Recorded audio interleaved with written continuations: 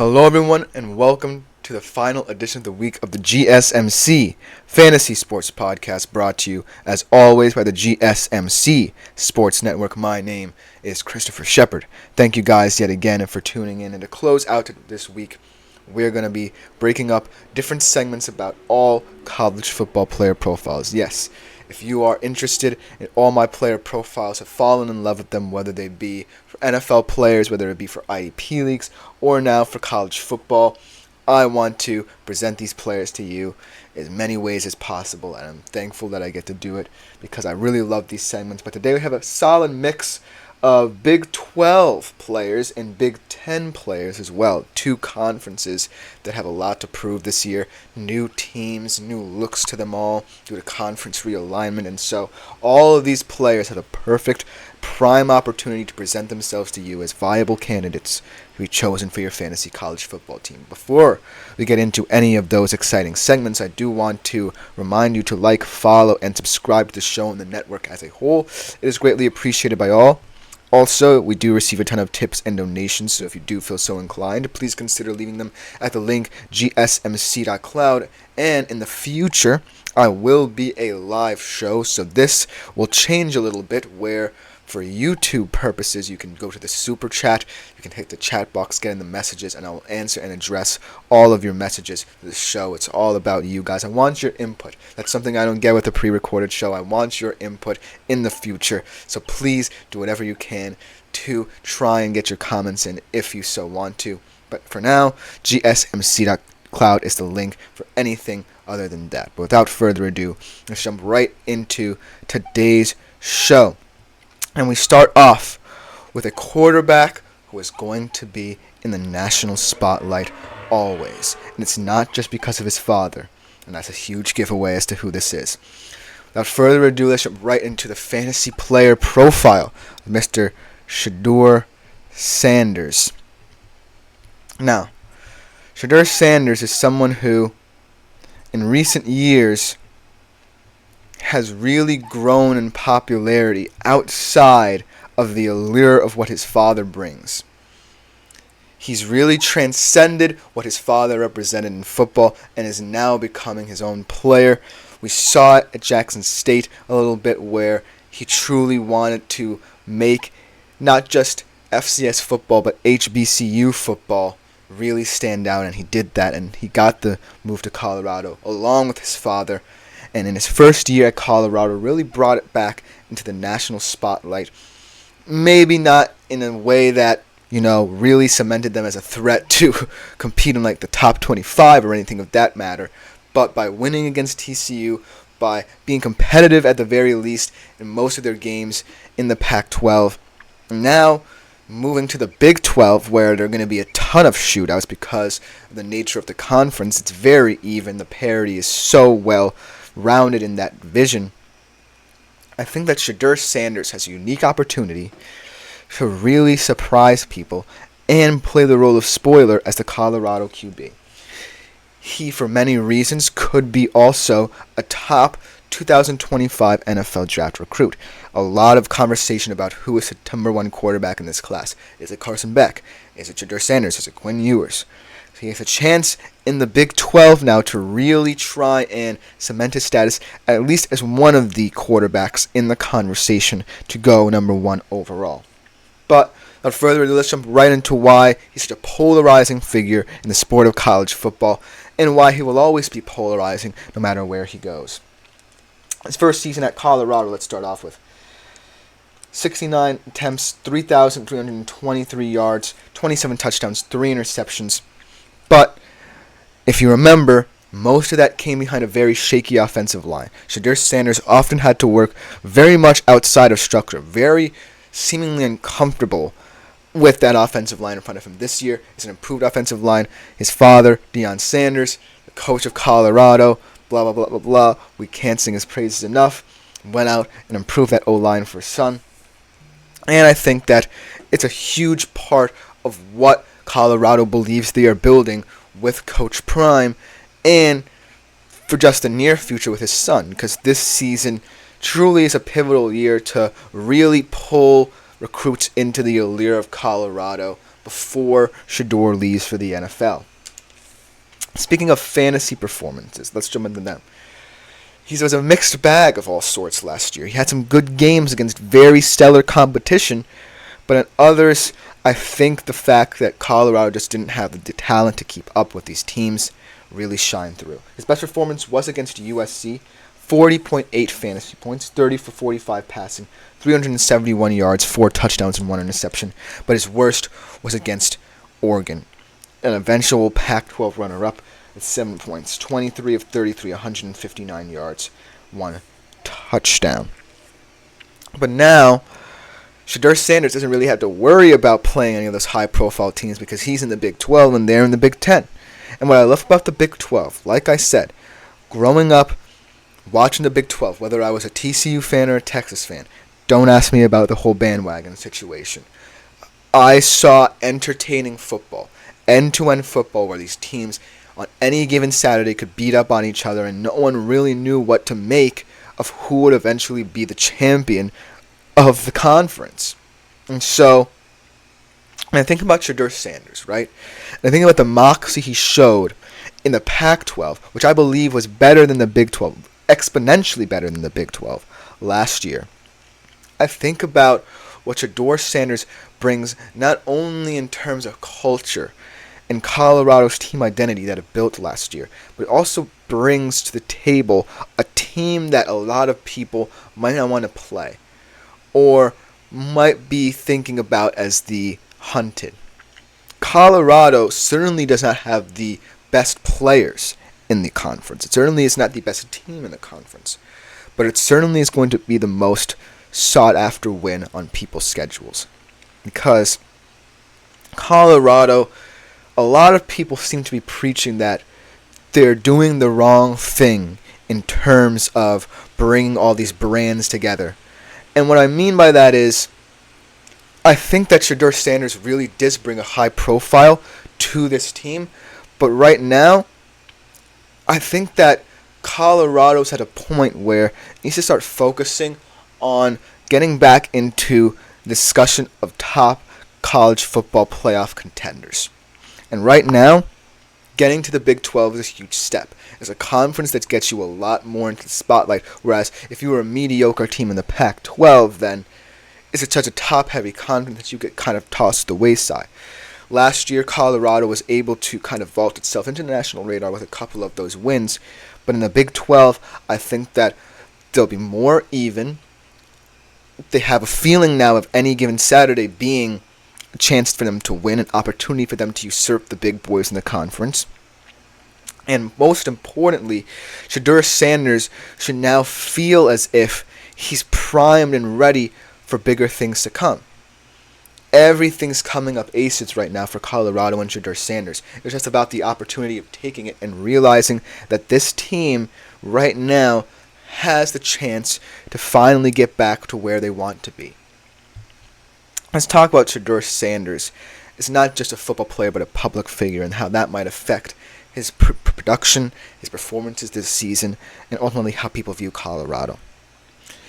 Shedeur Sanders, obviously, it's kind of cliche to say that this is all nepotism because he's a very talented player.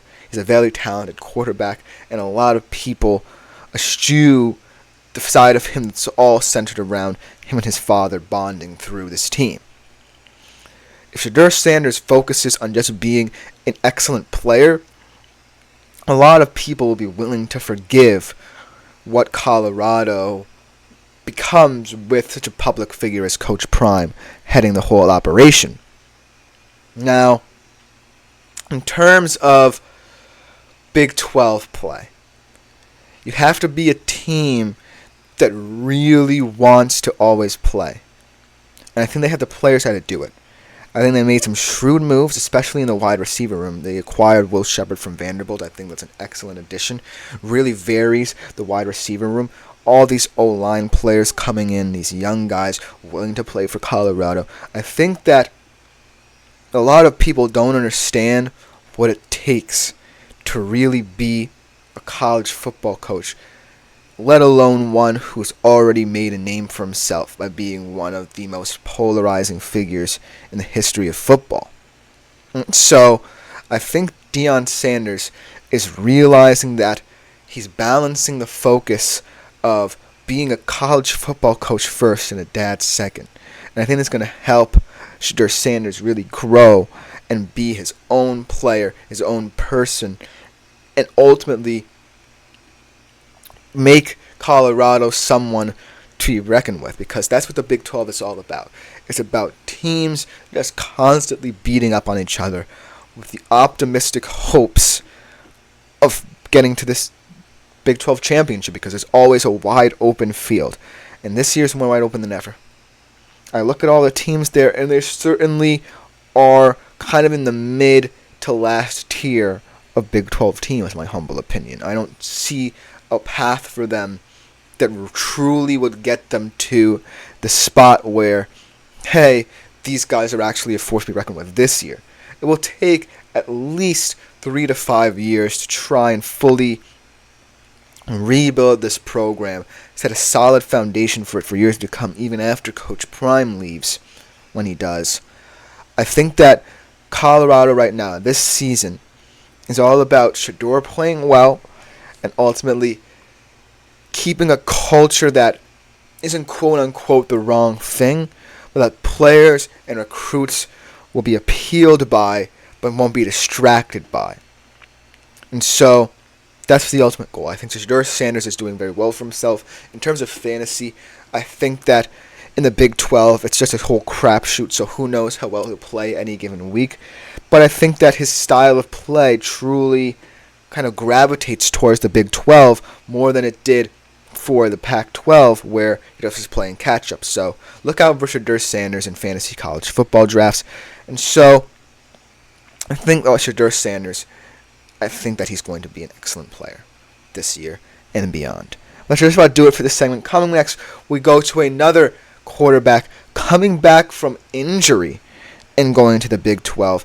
Already a star, a well-respected guy in college football. We'll be right back to talk about him after this short break. I feel like I'm losing my mind. Is everybody in the world blind? Please, Lord, give me a sign, a sign. I feel like I'm losing my mind. Is everybody in the world blind? Please, Lord, give me a sign, a sign. I wanna be the greatest. Everybody on the fake shit. I look around and feel like everybody is the fakest. I make this every day and I'm impatient, hoping one day I blow up from the basement. Statement, the top is so vacant. I don't hear shit that I think is amazing. Waiting for my day when I'm playing sold out shows for 1,000 faces. Hey, give me that crown, get in my way and to be put down. It ain't your place, all this my town. If I want that shit, then I'll get it right now. I'm losing it, the noose it fits, some losing shit, a stupid myth. You choose to live or choose to dip, you choose to fight or lose your grip and lose a gift. I feel like I'm losing my mind.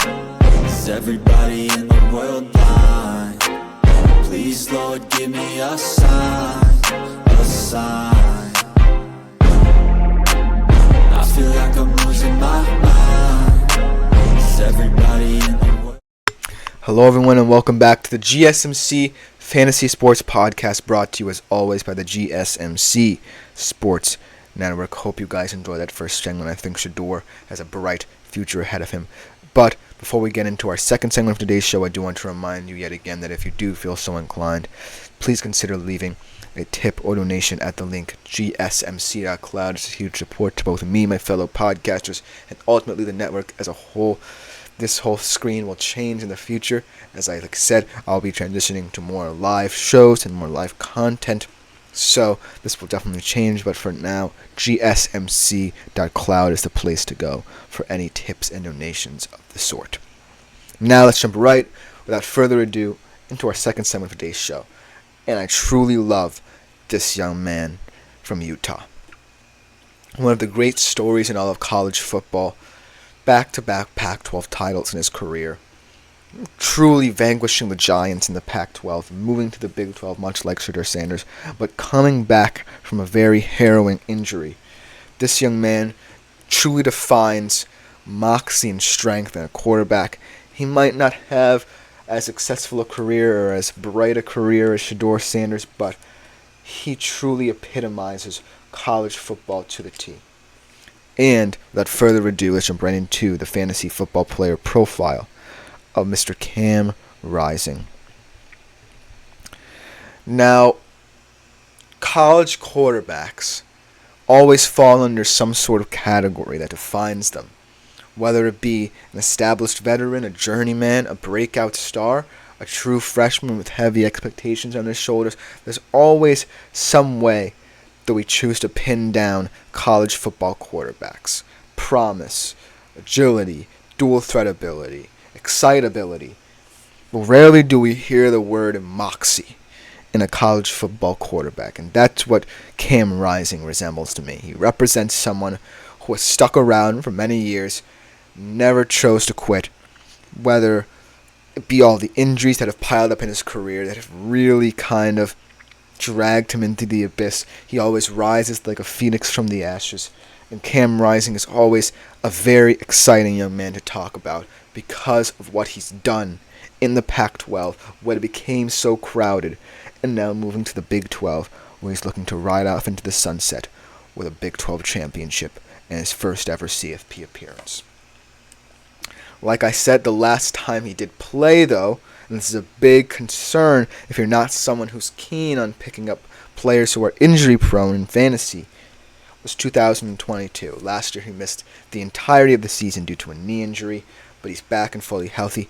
Also returning with him is his valued tight end, Brant Kuithe, who's looking to be one of the best tight ends in all of college football.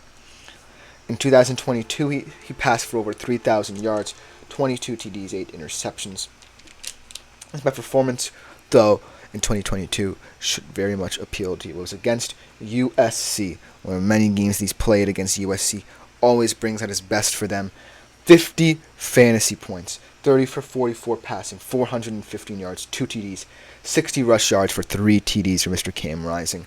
I completely remember those games where Cam Rising just dug down deep and really outdueled one of the great rookie quarterbacks right now, Caleb Williams. And I really believe that this guy shines. And when I think about Utah and what they did and how they built around Cam Rising, they didn't necessarily focus on players who were high profile. They focused on a well-rounded and balanced unit, because when I think about Cam Rising, he's one of those guys who's not a traits QB. He's not a guy who's going to pop out to you in certain areas like, oh, he can fit the ball into tight windows. He's very accurate. He can read short to intermediate routes. He has a beautiful deep ball. He adds verticality to an offense. No. Cam Rising is just a solid player.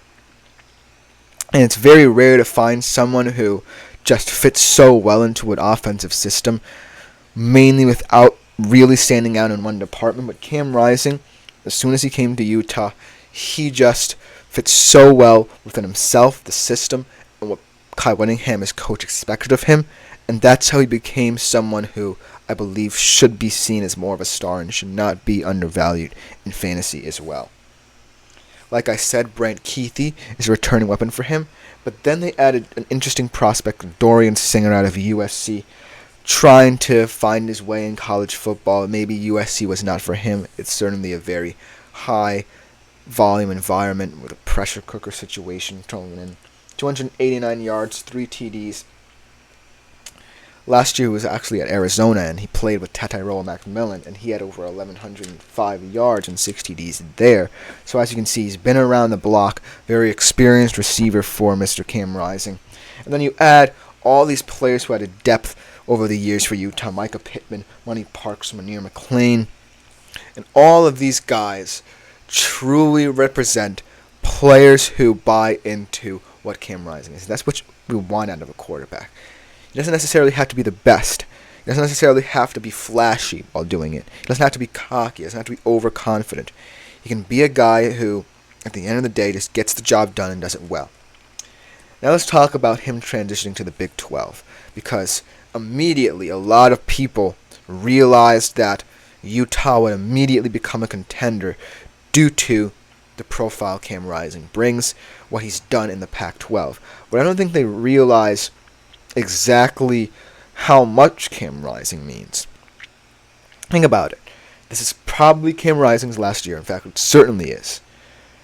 When I think about Cam Rising, and I think about the Utah program, it would be very beneficial if Utah didn't win the Big 12, and I will explain this later. But Cam Rising just brings an energy that we haven't seen since guys like Sam Allinger was playing for Texas. Like, maybe even Baker Mayfield and his kind of profile. That's what the Big 12 should like about Cam Rising coming to their league. Now, here's why I don't think they would want Utah to win the Big 12, right? Because for many years, all these programs like Kansas State, Oklahoma State, Iowa State have been waiting for the moment when they could say they're the top dogs. And for now, all of these Pac-12 teams coming to the Big 12, it really kind of adds that seed of doubt. Because you don't want teams like Colorado, say, to mess up your fun. You want to really establish your dominance if you're a team like Kansas State, OK State, what have you. Now that Utah, and even Arizona for that matter, come into this league, you have to be scared about the propositions they bring with them. Because Utah now has more leverage than ever by being in the Big 12. This was a very shrewd move. If anyone won this move to the Big 12 or move out of the Pac-12, I believe it's Utah. Because out of all those teams, even though they won back-to-back Pac-12 titles, I really think they were so caught up in the allure of what the Pac-12 bought. And then they kind of got tossed to the wayside when Cam Rising got injured. But now he's back, and he's in a new-look conference. This is his final year in college football. I think a lot of teams really need to focus on making sure that Utah doesn't win. Because if Utah wins the Big 12, it would mean so much for this program.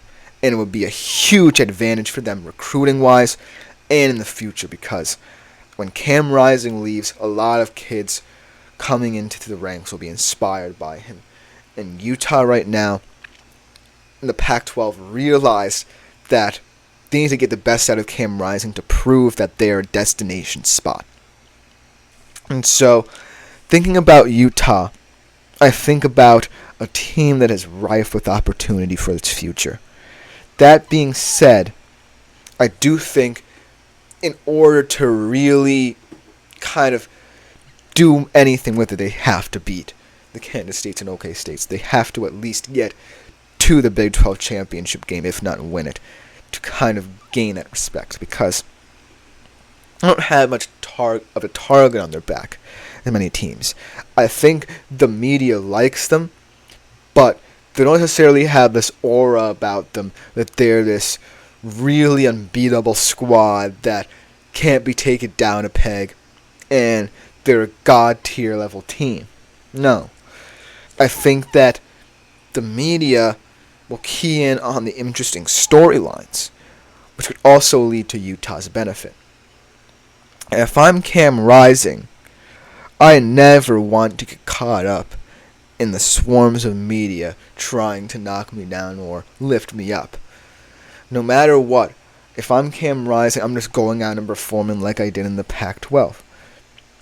I'm going out and proving that this move to the Big 12 should vault Utah football into the national spotlight, get it a lot more attention, give it leverage in recruiting, and, most importantly, leave an indelible mark in my final year in college football as someone who, against all odds, built a college football career to be fantastically proud of.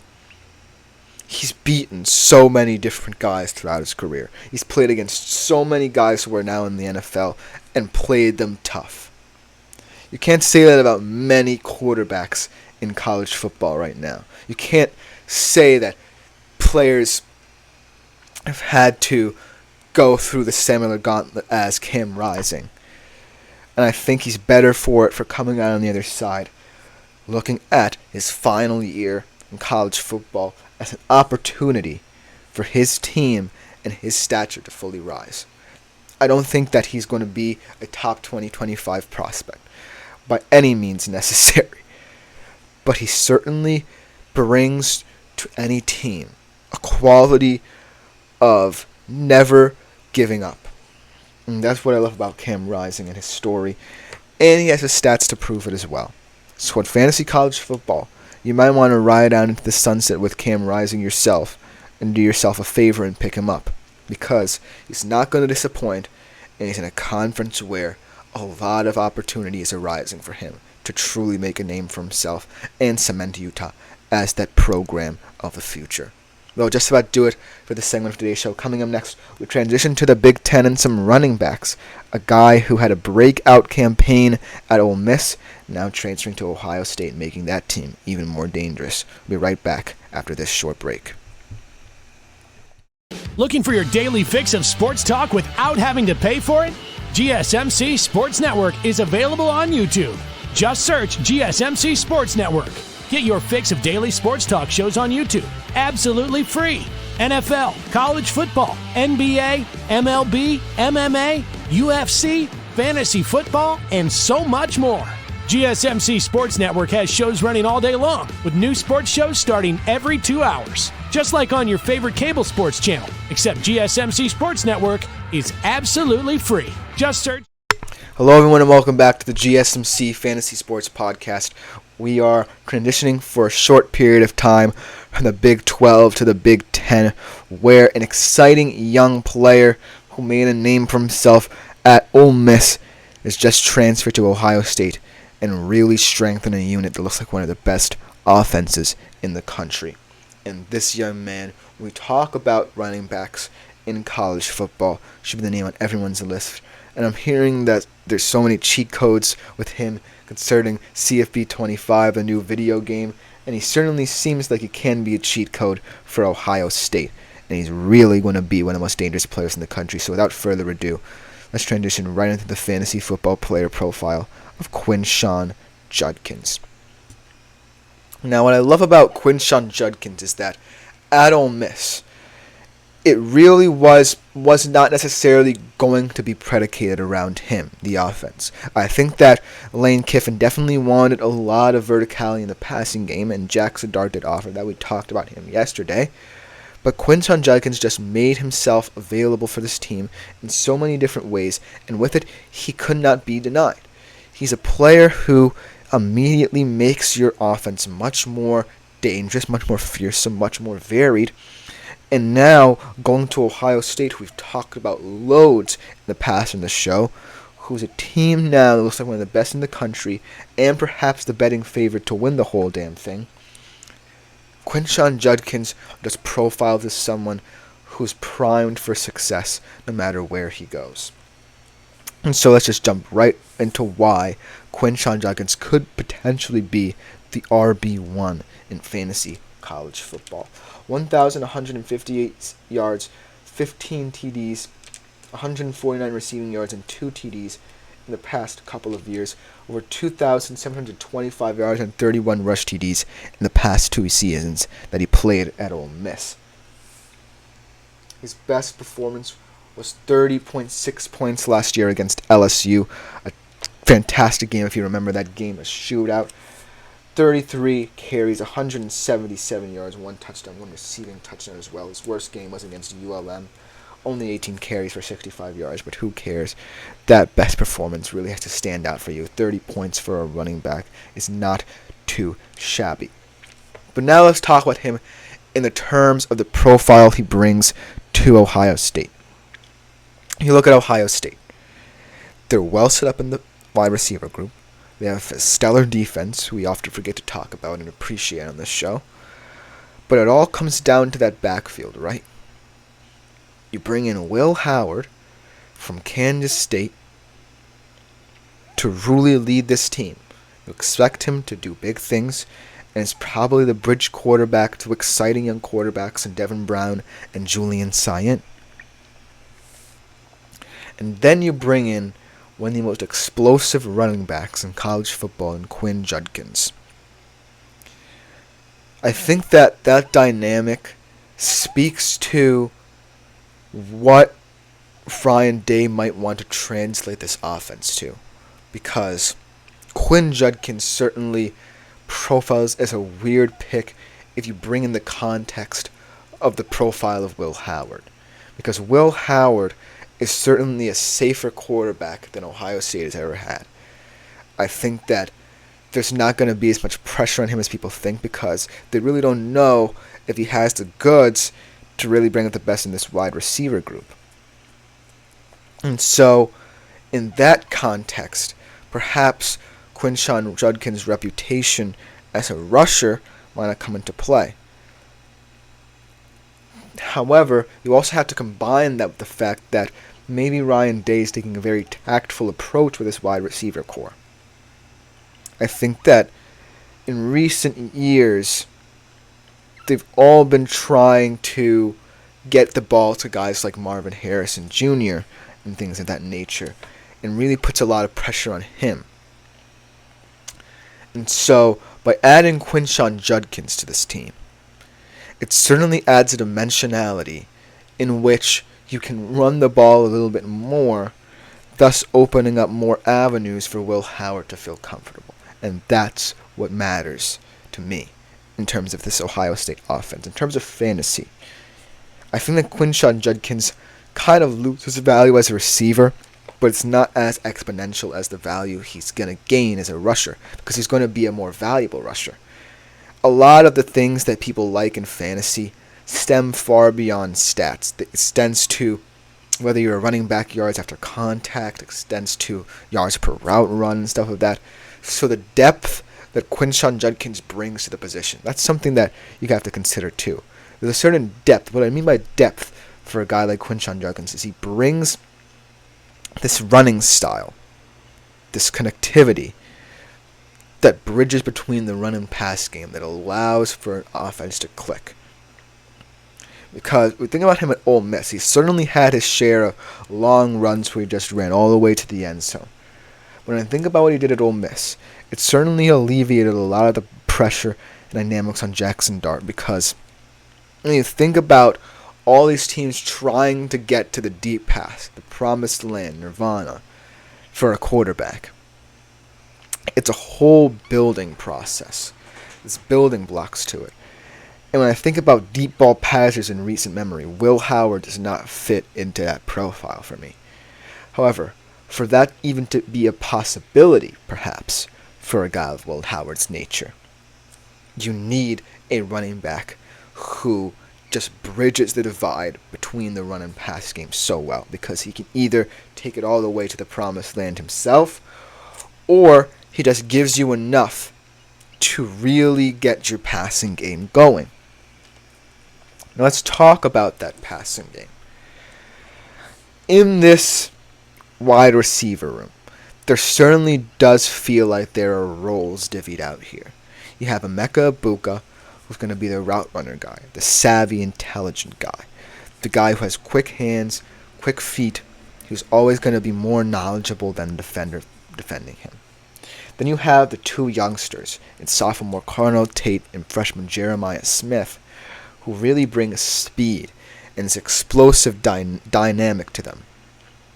And I think that it will fit well if Will Howard goes early and often to Emeka Egbuka, because if you combine the savvy intelligence of Emeka Egbuka, the speed and dynamism of Smith and Tate, and then add Quinshon Judkins to the equation, I think that's very scary.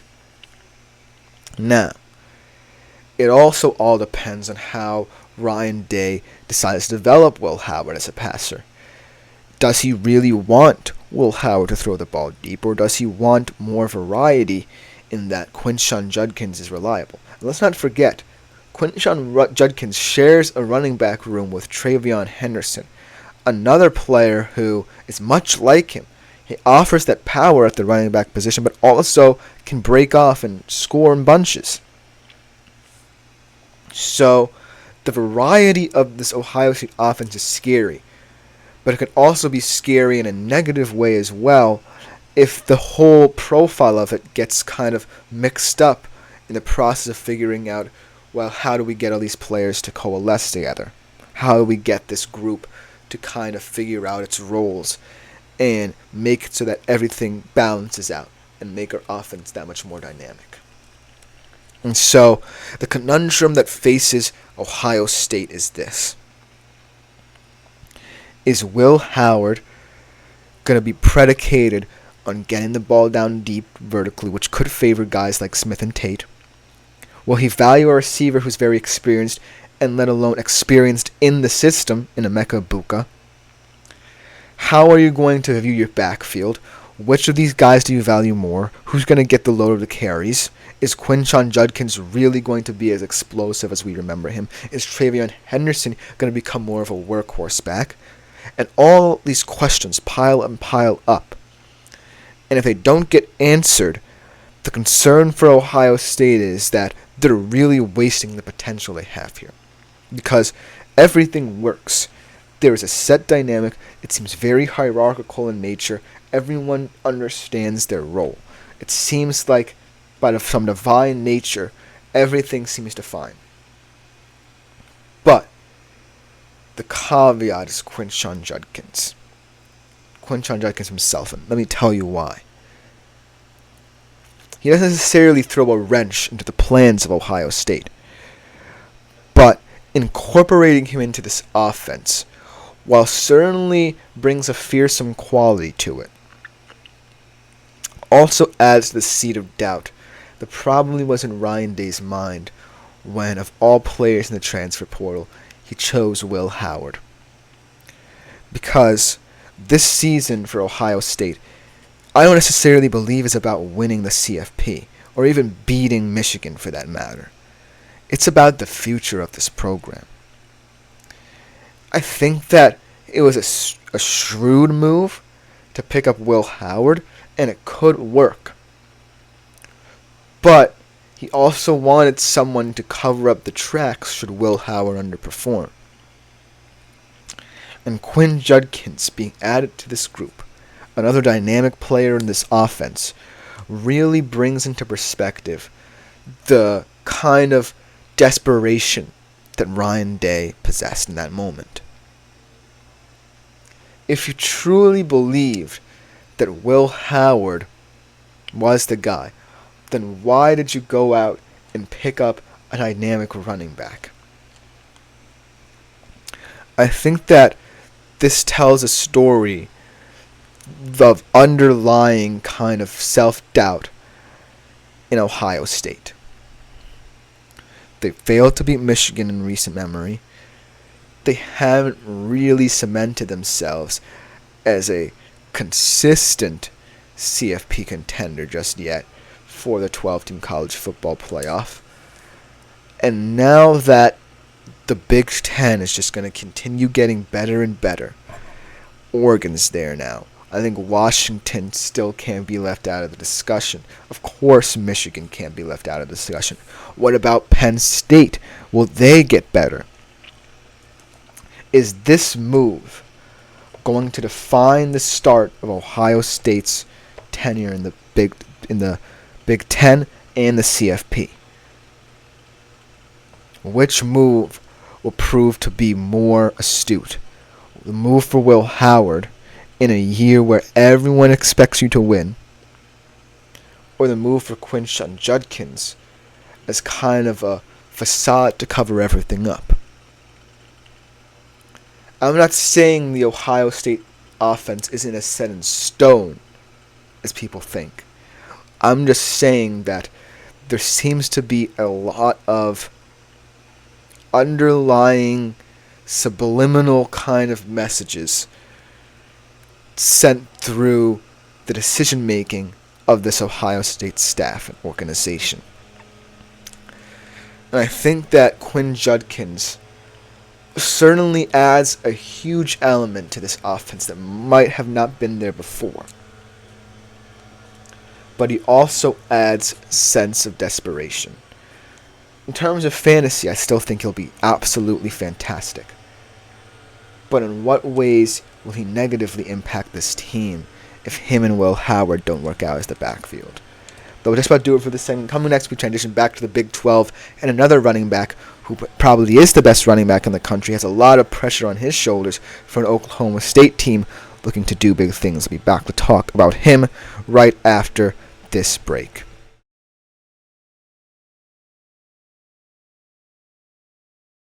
For the best and latest podcasts available anywhere, go to the podcast app on your cell phone and type in GSMC to access free content-rich podcasts on health and wellness, book reviews, sports, entertainment, relationships, social media, movies, technology, finance, and even weird news. Subscribe and download the GSMC Podcast Network's family of shows, available everywhere. Hello, everyone, and welcome back to the GSMC Fantasy Sports Podcast, brought to you, as always, by the GSMC Sports Network.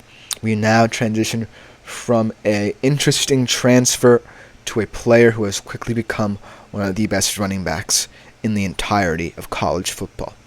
Bursting onto the scene last year for an Oklahoma State team looking for optimism from their offense. They needed a rejuvenation. Because of him, they got to the Big 12 championship by hook or by crook. So without further ado, let's discuss the player profile of Mr. Ollie Gordon. Actually, let's go here.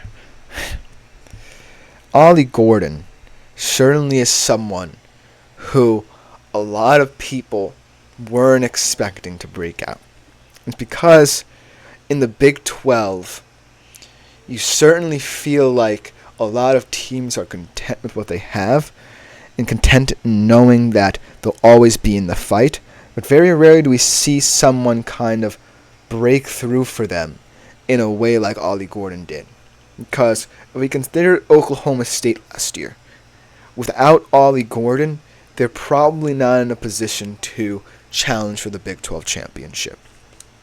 And I mean that because in the Big 12, you kind of don't necessarily need a star player, but they're so hard to come by that when you do get one and you do find one, you have to ride them till the end, because you know that there's a cheat code in the Big 12 because everyone's so even and everyone's trying to look for the guy to get them over the hump. And Ollie Gordon was that guy. And now, in a year where the Big 12 feels more even than ever, and feels as if Oklahoma State is in primo position to challenge for the Big 12 championship and get to the CFP, the 12-team CFP, even if they don't win, I feel as if Ollie Gordon is going to be the face of this entire offense and this team. So let's talk about why. Last year, 1,732 yards, 21 touchdowns, 330 receiving yards. Oh yeah, and a Doak Walker Award as well. Could have been nominated for the Heisman as well, if I do say so myself. Let's see. He was actually the first player, I believe, in Oklahoma State history to accumulate both 100-yard seasons and receiving yards since 1989. That is a huge stat for you to remember.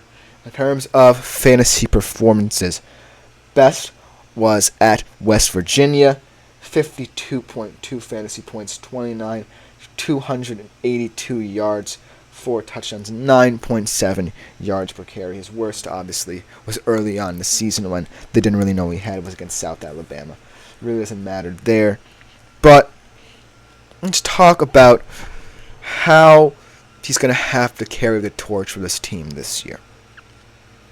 Because I don't think that Oklahoma State is mediocre by any means necessary. In fact, they truly ascended far beyond what I expected of them and truly overachieved. And if Texas were, in the prime of their breakthrough, Oklahoma State could have given them a challenge. Ollie Gordon did not look like himself in that game, and I feel as if it really did not represent what this Oklahoma State season was. But the big thing about Ollie Gordon being the center of attention for this offense is that it covers up the inconsistencies that come at the quarterback position. Alan Bowman is a guy who has been around the Big 12 for many years. He's a journeyman quarterback. I believe he started off at Texas Tech, found his way through so many different teams, now ends up as the starter at Oklahoma State. Now, he certainly has Like I said, the moxie needed to be in the Big 12 because the Big 12 is not, the best QB conference. But he has come into question time and time again as someone who is not a quarterback who can lead a team to a championship. And so when I think about how Gordon-centric the offense was last year, it worries me that Ollie Gordon has to carry the load, not just because of injury, because of offensive stagnation. I think that last year proved to be one where, by hook or by crook, Oklahoma was going to ride Ollie Gordon in so many different ways. And that workload for Ollie Gordon didn't seem to impact him. But this year, it's more about finding a dynamic that fits, because all of these players, Bowman, Gordon, Presley, I believe, will be leaving after this year, who you believe are stars in the system, are going to be gone. If you want the best out of them, you can't just focus on one of these guys. You got to focus on the rest as well. If Alan Bowman doesn't improve, then it's kind of a waste of Ollie Gordon's time as well, because if Ollie Gordon is just grinding out big gains in the run game, trying to get open in the receiving game, and Alan Bowman is just failing to keep up with him, and I think that what are you going to do in that moment if you're Oklahoma State? You can't just panic and just continue giving the ball to Ollie Gordon. It's not how this football dynamic works. You have to have balance to your system. And so, Ollie Gordon, while I still believe he's going to be a big factor in the run game. He has to be in order for Oklahoma State to be in that championship discussion. I still believe that you do need Alan Bowman to step up, because this wide receiver room is still very skilled as well. Presley's there. It's a very young group, and I think that you need to milk the best out of them you can, because in the Big 12, like I said, a lot of shootouts. It's going to be no different now. More teams primed to try and usurp the big guys who have already been there and already have experience playing in the Big 12. They're going to try to knock them off. And so, do you want to be big time and get wins through a balanced attack? Or do you want to fold because your offense has gotten too Gordon-centric and Ollie Gordon now feels an unbearable burden to try and carry this team to new high heights? That being said, in fantasy, I still love him. And in fantasy, now that he profiles as someone who's going to become more nuanced, it opens up different avenues for different stat lines to really pop out at you. Let's say he's a threat in the red zone this year. That's huge. Let's say he's a threat in the receiving game. He can break big carries in that way. And so the little ways that they can try and move around Ollie Gordon so that A, the offense becomes more varied, and B, kind of preserving him, I believe that will stem from trust. And so I think when Oklahoma State finds itself playing a tough team, and they know that they're going to have stretches where maybe perhaps Ollie Gordon isn't going, they have to trust the fact that they are, first and foremost, a team that isn't necessarily Gordon-centric. This team can find ways to win. They did it all season. Ollie Gordon can have his 320-yard on the ground, 3-touchdown day, any day of the week. But I think at the end of the day, the bottom line is, without variation, without excitement in your offense, by just riding one player, you're kind of stagnating things.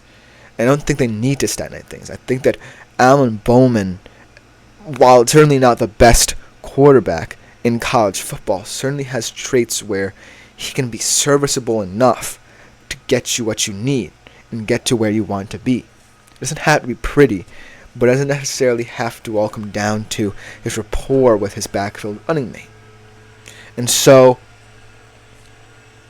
when I think about running backs in college football, and I think about how pivotal they are to certain teams, because when you think about where college football seems to be heading, it certainly feels like it's heading to a more well-rounded, balanced form of attack.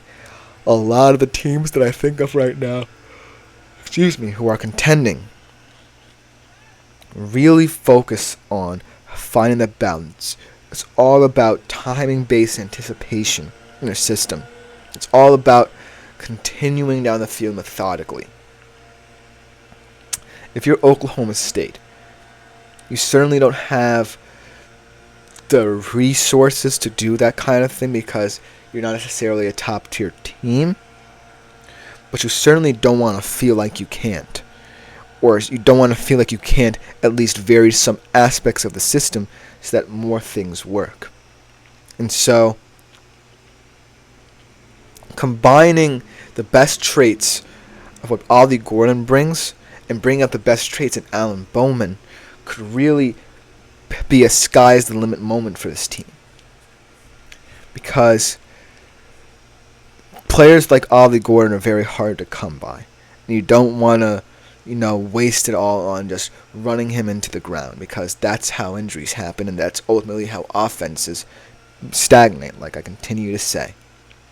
So trust is the name of the game here. Trust in the fact that this entire team is built on, because think about it. Oklahoma State has had fantastic defenses over the years. Mike Gundy is a fantastically defensive-minded coach. I believe that he wants the best for this team.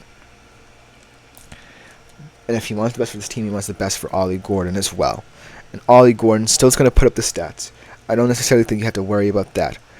But I think he's going to put them up in a much more managed, balanced way. And so that's what I truly love about him, not just as a fantasy player, but as a real-life player, because there's so many opportunities for him ahead. But coming up next on the GSMC Fantasy Sports Podcast, our last segment of the week, we're going to be talking about a running back who's going to have a lot more opportunity in an offense that nobody really knows what's going to look like. We'll be right back to conclude the show with that after the break.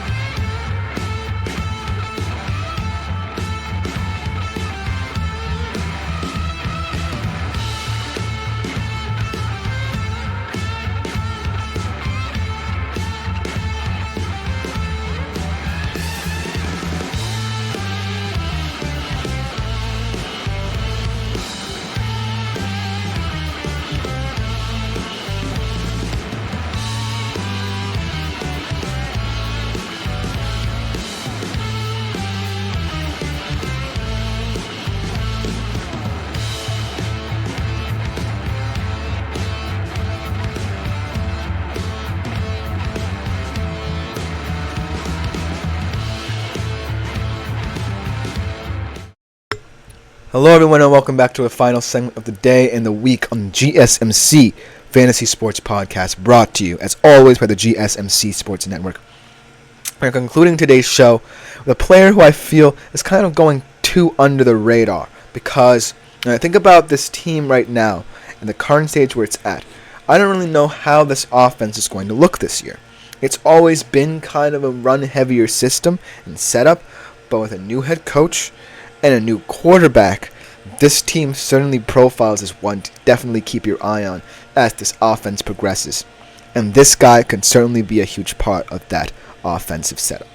Let's talk about the fantasy player profile of Donovan Edwards. Now, when I talk about a guy like Donovan Edwards, a lot of people might be saying I'm over-exaggerating some of the games that Donovan Edwards has had, where he truly has shown that he has the potential to be one of the best running backs in college football. But when I think about him, when I think about what he meant to the system, even with Blake Corum still in it, even with J.J. McCarthy still in it, Donovan Edwards really finding the places to cement himself as someone who this Michigan offense can trust for the next couple of years really speaks to what he meant the system. The fact that he really could have transferred out this year, because the question mark surrounding this look of this offense. And he stuck around. The fact that he learned under Blake Corum, the fact that he's had good games, even better games than what Blake Corum could have had, shows that Donovan Edwards is not a fluke. And this guy I really admire because his best traits stem from the connectivity he has with his team. That's going to be very important as they break in a new quarterback. Let's talk about him a little bit. He only had 499 yards last year and 5 touchdowns. He had 249 receiving yards, though. His best game was actually against Washington in the college football playoff final. 22 points, 2 TDs. I can't read my own writing. 6 carries, 104 yards. 4th most receiving yards at the running back position. And when I think about how this Michigan team profiles, right? Only one of their top 5 targets in terms of receiving returns, and that's Colston Loveland, of all players. And when I think about what this whole offense is going to look like this year, I certainly do not think that Sharon Moore wants whoever is the quarterback to throw the ball deep downfield. I certainly don't think Sharon Moore is going to go away from what had worked for Jim Harbaugh in the past. And in all honesty, if you want my humble opinion, Donovan Edwards is an exponentially better player than anyone on this offense, and here's why. The prospective starting quarterback for the Michigan Wolverines is a guy named Alex Orji. Alex Orji has had a couple snaps. In fact, he had a couple snaps actually in the CFP semifinal, so he's had some game time experience. But I believe only 1 or 2 of those snaps on the field resulted in throws. This is a guy who, if you saw some of the snaps, who took the snap from under center more like a running back, like a direct snap, and ran the football. If that's the quarterback who Michigan is going to go with, you're going to need a dynamic running back to counteract that, because you're not going to get that much chunk yardage from that. That's something I will give J.J. McCarthy. J.J. McCarthy always knew when and how to run. That was something that he really brought to this offense, and that's what really brought out the run game as well. There were so many different ways that you had to defend it that you could do anything if you were Michigan in terms of the running game. And if it's Alex Orji who's the quarterback, does Michigan really want to trust him in terms of opening up the passing game? Or do they want to stick with the narrative they've always done with? And so, when I look at Donovan Edwards, and I look at the games that he's had in good situations and good setups, I think that going forward, you need that explosivity in this offense, even if it doesn't always pan out into big games and big results. And here's the thing. Michigan right now doesn't need to be a team that wants to play like a defending championship. They definitely have the profile of a team that could compete, but there are just too many question marks right now. I think Sharon Moore needs to really decipher the ways he can build this team through his decisions. And I think that if he decides to pick Alex Orji, it's the most kind of safe pick, because Alex Orji is very similar traits to J.J. McCarthy and what he brought. He's not going to really pass the ball vertically, but he is going to keep this team on schedule. And so that's what I want out of Michigan. That kind of continuation of the narrative, saying that they're not going to change for anyone, really goes to show that anyone on this team can really step up. And while it certainly seems like you might want to kind of get into the passing game, I don't necessarily think that as of this moment Michigan is well equipped. Maybe in a couple years down the road, They'll find some nice receivers, whether it be through the transfer portal, whether it be through recruiting, and they can become an entirely different team. But as of right now, when I look at the Michigan Wolverines, I look at a team that has built its identity, its championship culture, the championship culture that it took to get them to that point where they finally broke through and won the CFP. It was a power running game that really predicated itself on physicality, grit, and toughness. And when I think of all the players on this Michigan offense, no one is more tough than Donovan Edwards. And when I think about the security he brings to that backfield, the soundness he brings to when Alex Sorgi might be having trouble in a game, I think that this guy can truly be a fascinating fantasy asset to you. I've talked about both Quinn Judkins and Ollie Gordon. So what separates them is that they're just explosive running backs who play for drastically different teams, but in many different ways have space to make themselves names. For Donovan Edwards, it was just the whole time he was sitting behind the great Blake Corum. And when the opportunities arose, he took them in stride. And he took them in big moments as well. And that's what matters to me as well. If he had done this in garbage time against, say, a Ball State or a team that Michigan plays in its non-conference slate, I would have said, Donovan Edwards is not someone I will talk about. He's someone who I don't think will really help this Michigan offense this year. But he did this in the CFP semifinal 2 years ago against TCU, and he did it in the CFP final to win the championship this year. Those two games really set apart, in my mind, the difference between a Donovan Edwards who could be seen as a detriment to this team, a stagnative point in the setup, and the difference between him becoming a star.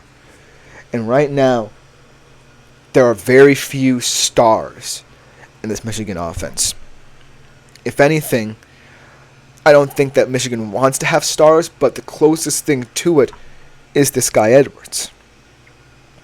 And if Sharon Moore wants to continue the narrative that Jim Harbaugh has placed for him,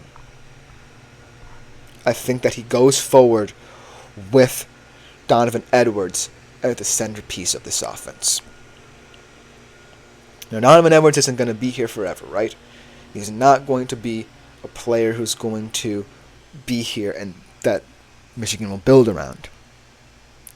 But at the end of the day, if you're Michigan and you look at the ways you win and what winning means to you and your program, all roads lead through the run game. This year will look very different in the Big Ten for Michigan. It's going to face a lot of problems. It's going to hit a lot of running blocks. They face Texas in week 2, for God's sake. That's a fantastically difficult situation for them, even if it's at home. But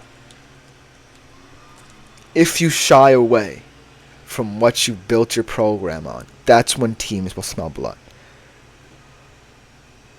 You can stick with the power running game and it will not work. And that's okay. You have to accept that eventually along the line, teams will figure it out. That's the thing. Nobody's figured it out yet. You have to use that to your advantage for as long as you're not going to throw the ball on the field. That's the advantage Michigan has over everybody. Even though they're perhaps the weakest defending national champion in recent memory. What they have going for them is that even in what seems like a time of turmoil, they have one player who truly defines what this era of Michigan football is all about. And they have this continuity about them. No matter who is plugged into what position. That says to me that this team isn't necessarily going anywhere. They may not win the CFP this year again. They may not win for many years. Who knows?